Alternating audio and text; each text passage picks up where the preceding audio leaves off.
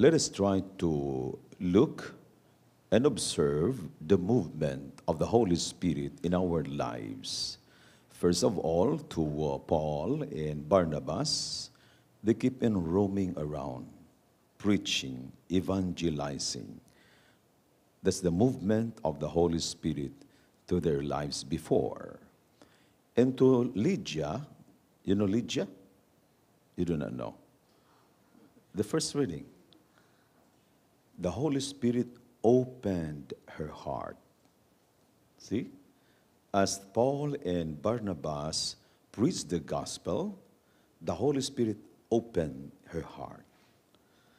So when we join every Christian meeting, like prayer meeting or a mass or Bible study, you pray first.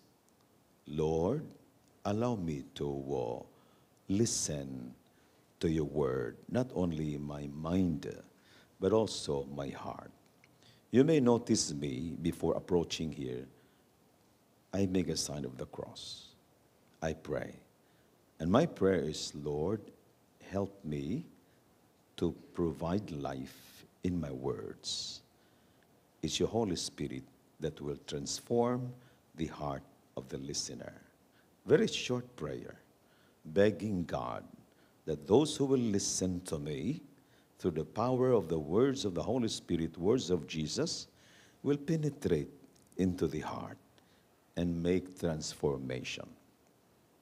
So, Lydia invited them. No? Kung ikaw ay papasukan na ng Espiritu Santo, papasok na ang salita ng Diyos sa iyo, anong ugali? You will become a welcoming person. If you consider me a believer, can you please enter into my house? And they entered. Ganyan, magiging hospitable. Yun bang welcoming? May mga tao kasi na ang hirap-hirap buksan ang puso. Lalong-lalo na mga pangit ang ugali, ito ganito, ito mapagmura, ito ganito. They close their hearts. Instead of having mercy or praying for these people, na puso natin dapat bukas para sa lahat. Can you read the arms of Christ on the cross? Close or wide open? That should be our heart. No one should be rejected. Did you ever reject a person in your life? Baka mayroon kang tao, ayaw ko sa kanya kasi ganyang ugali niya. Bakit ikaw wala?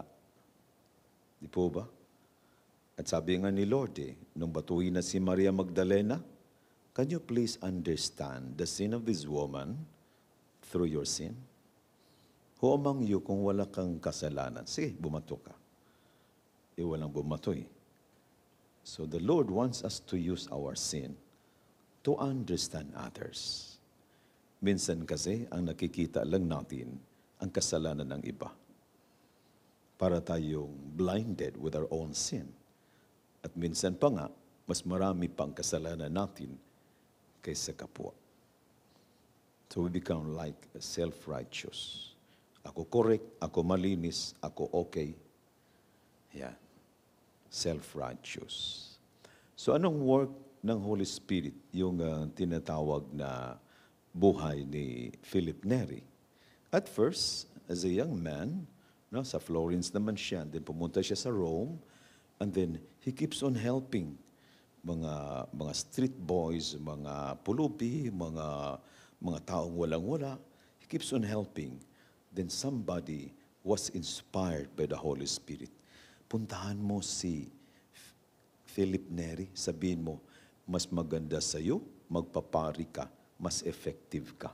Kasi young boy ka pa lang, binata ka pa lang, ganun na ginawa mo, ang ganda-ganda. Then you can work more when you become a priest. Was it not the voice of the Holy Spirit through this person? Then he did. No? Then he was ordained. And now, ito siya, kwela na pari. Mapagbiro.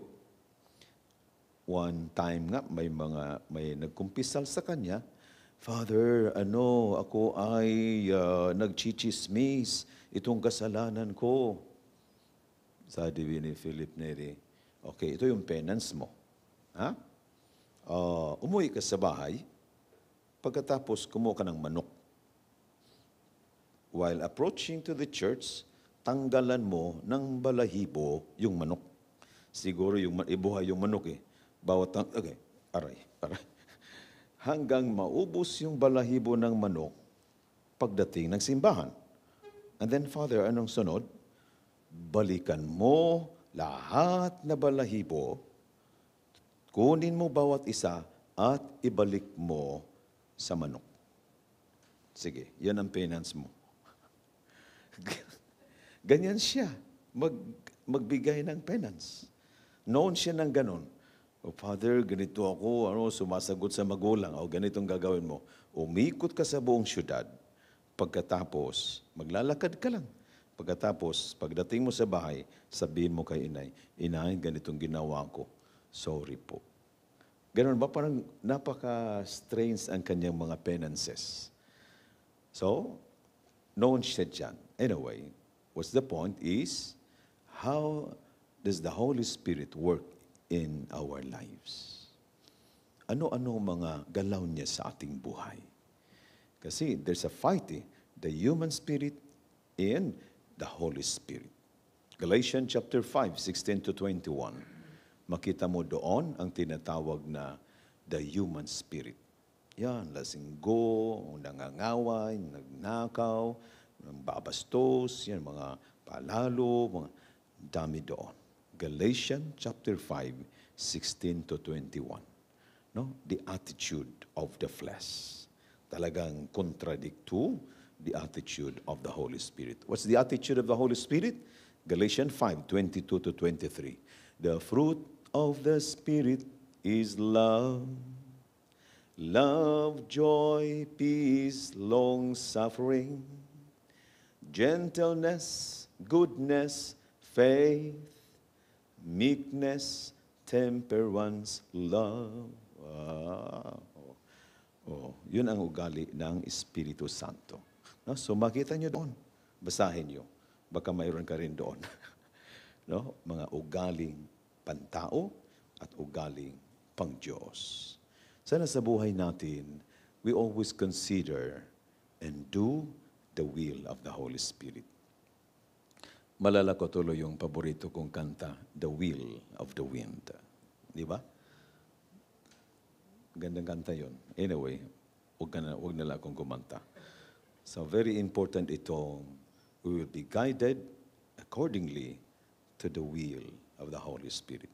In Matthew 7, 21, 23, sabi ni Lord, only those who do the will of my Father will enter the kingdom of heaven. Hindi sarili nating kalooban, not our own will, the will of others, but the will of God.